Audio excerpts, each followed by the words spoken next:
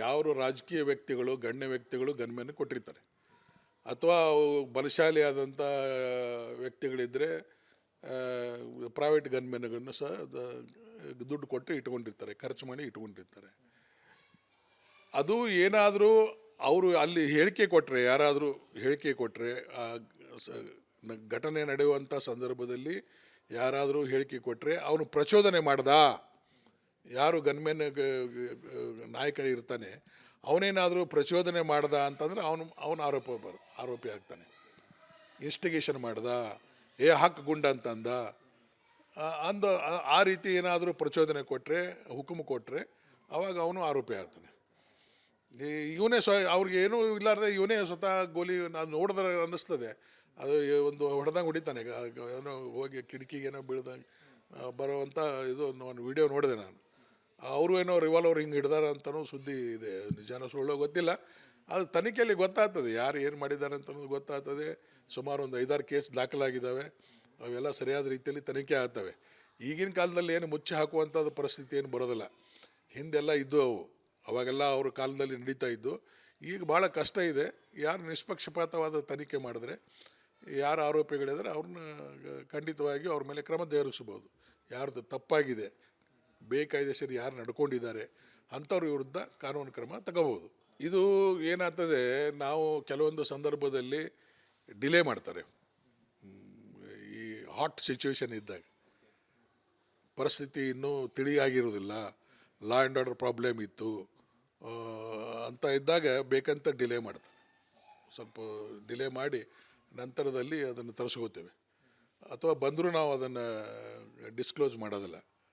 ಯಾಕಂದರೆ ಪರಿಸ್ಥಿತಿ ಭಾಳ ಗಂಭೀರ ಇರ್ತದೆ, ಲಾ ಆ್ಯಂಡ್ ಆರ್ಡರ್ ಪ್ರಾಬ್ಲಮ್ ಇರ್ತದೆ. ನಮ್ಮದು ಪ್ರಯಾರಿಟಿ ಏನಿರ್ತದೆ ಪೊಲೀಸರದು, ಶಾಂತತೆ ಕಾಪಾಡೋದು ಫಸ್ಟ್ ಪ್ರಯಾರಿಟಿ, ಸಮಾಜದಲ್ಲಿ ನೆಮ್ಮದಿ ಕಾಪಾಡೋದು ಫಸ್ಟ್ ಪ್ರಯಾರಿಟಿ. ಸೊ ಅದಕ್ಕೆ ಧಕ್ಕೆ ಆಗೋದು ಅಂತ ಏನಾದರೂ ರಿಪೋರ್ಟು, ಅಡ್ವರ್ಸ್ ರಿಪೋರ್ಟು ಏನಾದರೂ ಇತ್ತಂದರೆ ಸೊ ಅದನ್ನು ನಾವು ಕೂಡಲೇ ಬಿಡುಗಡೆ ಮಾಡೋದಿಲ್ಲ. ಈಗ ಉದಾಹರಣೆ ನೋಡಿ, VIP ಸತ್ತಿರ್ತಾರೆ, ಯಾರಾದರೂ VIP ಸತ್ತಿದ್ದ ಅಂದರೆ ತಕ್ಷಣ ಇಂದಿರಾ ಗಾಂಧಿ ನೋಡಿ ಸತ್ತಾಗ ಎಷ್ಟೊಂದು ಗಲಾಟೆ, ಅದು ಸಾವಿರಾರು ಮಂದಿ ಸತ್ತರು. ಸೊ ಅದಕ್ಕೆ ಡಿಲೇ ಮಾಡ್ತೀವಿ ನಾವು, ಡಿಲೇ ಮಾಡಿ ನಿಧಾನವಾಗಿ ಅದನ್ನು ರಿಲೀಸ್ ಮಾಡ್ತೀವಿ. ಇದು ಪ್ರೊಸೀಜರು ಹಾಗೇನೆ. ಯೂಶ್ವಲಿ ಪಿಸ್ತೂಲ್ ಅದು ಕೊಡ್ತಾರೆ, ರಿವಾಲ್ವರ್ ಅಂತೂ ಭಾಳ ಕಡಿಮೆ. ರಿವಾಲ್ವರ್ ಕಾಸ್ಟ್ಲಿನೂ ಇರ್ತದೆ, ಅದು 5 ಲಕ್ಷ 10 ಲಕ್ಷ ಆಗ್ತದೆ. ಪಿಸ್ತೂಲ್ ಸ್ವಲ್ಪ ಚೀಪ್ ಇರ್ತದೆ, 2 ಲಕ್ಷ 3 ಲಕ್ಷದಲ್ಲಿ ಸಿಗ್ತವೆ ಪಿಸ್ತೂಲ್ಗಳು. ಪಿಸ್ತೂಲ್ ಮತ್ತು ಹ್ಯಾಂಡಿ ಇರ್ತದೆ. ಪಿಸ್ತೂಲ್ ಅದನ್ನು ಬೇಕಾದಂಗೆ ನಾವು ಜೇಬಿನಲ್ಲಿ ಇಟ್ಕೋಬೋದು. ಈಗೆಲ್ಲ ಇಷ್ಟು 4 ಇಂಚಿನ 5 ಇಂಚಿನ ಪಿಸ್ತೂಲ್ ಬಂದಿದ್ದಾವೆ, ಬೇಕಾದಂಗೆ ಜೇಬಲ್ಲಿ ಇಟ್ಕೊಂಡು ನಾವು ಕ್ಯಾರಿ ಮಾಡ್ಬೋದು. ರಿವಾಲ್ವರ್ ಆದರೆ ಇಷ್ಟು ಉದ್ದ ಇರ್ತದೆ, ಅದು ಕ್ಯಾರಿ ಮಾಡೋದೇ ಕಷ್ಟ ಆಗ್ತದೆ, ಅದು ಹೆವಿ ಇರ್ತದೆ ವೆಪನ್ನು. ಸೊ ಈಗ ಲೇಟೆಸ್ಟು ಬಂದಿದ್ದಾವೆ, ಅವು ಪರವಾಗಿಲ್ಲ, ರಿವಾಲ್ವರ್ ಅವು ಚೆನ್ನಾಗಿ ಬಂದಿದ್ದಾವೆ. ಅದ್ರದ್ದು ಎಫೆಕ್ಟಿವ್ ಆಗಲೇ ಹೇಳಿದ್ದೀನಿ ನಾನು, ವಿವರಿಸಿದ್ದೀನಿ ಹೇಗೆ ಅಂತ ಅನ್ನೋದು. FSLದವ್ರು ಏನು ರಿಪೋರ್ಟ್ ಬರ್ತದೆ ಆ ರಿಪೋರ್ಟ್ ಮೇಲೇ ಮುಂದೆ ತನಿಖೆ ಆಗೋದು. ಅಲ್ಲಿವರೆಗೂ ಐ ವಿಟ್ನೆಸ್ ಇದ್ದು ಏನೇ ಇದ್ರೂ ಅವೆಲ್ಲ ಅಡಿಷ್ನಲ್ಲು.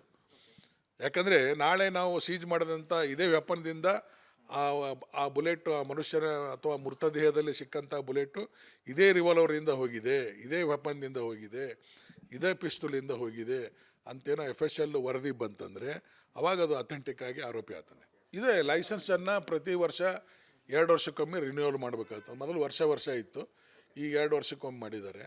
ಈಗ ಡಬಲ್ ಬ್ಯಾರೆಲ್ಲು, ಸಿಂಗಲ್ ಬ್ಯಾರೆಲ್ಲು ಅಂತ ಉದ್ದನ ವೆಪನ್ ಇರ್ತವೆ.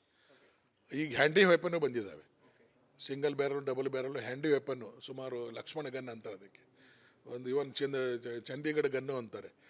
ಇಷ್ಟೇ ಬಂದಿದೆ, ಒಂದು ಸುಮಾರು 2.5-2 ಅಡಿ ಅಷ್ಟು ಉದ್ದ ಇರುವಂಥ ಬ್ಯಾರಲ್ ಇರುವಂಥ ಗನ್ ಬಂದಿದ್ದಾವೆ. ಅದ್ರ ಸಹ ಯೂಸ್ ಮಾಡ್ತಾರೆ. ಈ ಹಳೇದ ವೆಪನ್ಗಳು ಸಹ ಮೇಡ್ ಇನ್ ಗಿರ್ಮನಿ ಅಬ್ರಾಡ್ದಿಂದ ಬಂದಂಥ ಸೆಕೆಂಡ್ ವರ್ಲ್ಡ್ ವಾರ್ ಆದಂಥ ವೆಪನ್ಗಳು ನಮ್ಮಲ್ಲಿ ನಾವು ಲೈಸೆನ್ಸ್ ಕೊಡುವಾಗ ನೋಡ್ತಿದ್ವಿ.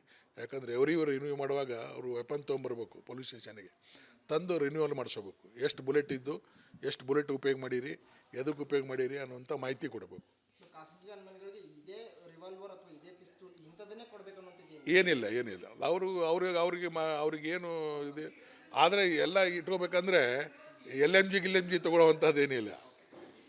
LMG ಕೊಡಬೇಕಂತ LMG ತೊಗೊಳ್ಳಿಕ್ಕೆ ಬರೋದಿಲ್ಲ ಅವ್ರಿಗೆ, ಅಲಾವಿಲ್ಲ. ಓನ್ಲಿ ಸಿಂಗಲ್ ಬ್ಯಾರೆಲ್ಲು ಅಥವಾ ಪಿಸ್ತೂಲ್, ರಿವಾಲ್ವರು ಇಂಥ ಹ್ಯಾಂಡಿ ವೆಪನ್ ಮಾತ್ರ ಯೂಸ್ ಮಾಡಲಿಕ್ಕೆ ಅವಕಾಶ ಇದೆ.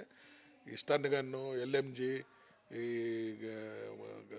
ಫಾಸ್ಟ್ ಬುಲೆಟ್ ಹೋಗುವಂಥ ಗನ್ನುಗಳು 303 ಇವೆಲ್ಲ ಉಪಯೋಗ ಮಾಡಲಿಕ್ಕೆ ಅವರಿಗೆ ಪವರ್ ಇಲ್ಲ.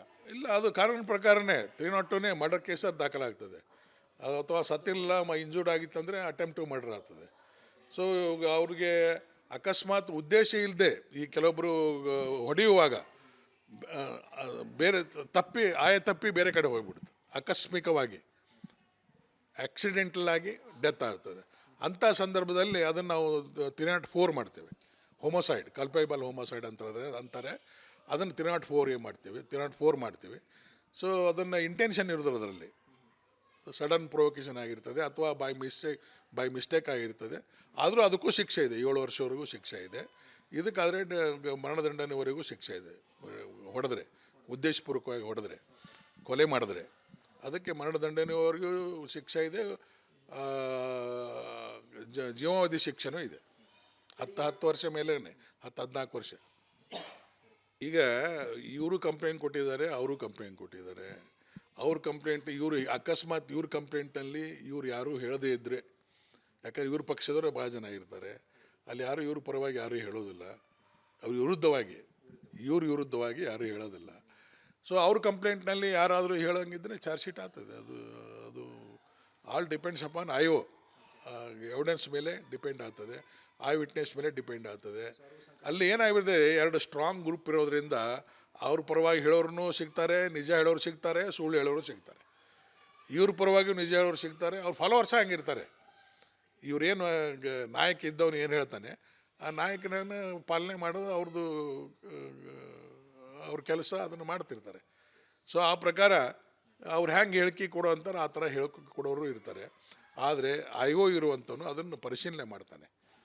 ಅದು 108 ಇಂಟ್ರಾಗೇಷನ್ ಮಾಡಿ, ಈಗ ನೀ ಯಾವಾಗ ನೋಡಿದಿ, ಹೇಗೆ ನೋಡಿದಿ, ಯಾರಿದ್ರು, ಮತ್ತಾರು ನೋಡಿದ್ರು, ನೀ ಅಲ್ಲಿ ಯಾಕೆ ಹೋಗಿದ್ದಿ, ಇವೆಲ್ಲ. ಯಾಕಂದರೆ ಅಷ್ಟು ಗದ್ದಲದಲ್ಲಿ ಒಬ್ಬನೇ ಹೋಗ್ಲಿಕ್ಕೆ ಚಾನ್ಸೇ ಇರೋದಿಲ್ಲ. ಇವ್ರ ಪಕ್ಷದವನು ಯಾವನಾದರೂ ಇವ್ನ ವಿರುದ್ಧ ಹೇಳಿದ್ರೆ ಅದನ್ನು ಬಿಲೀವ್ ಮಾಡ್ಬೋದು.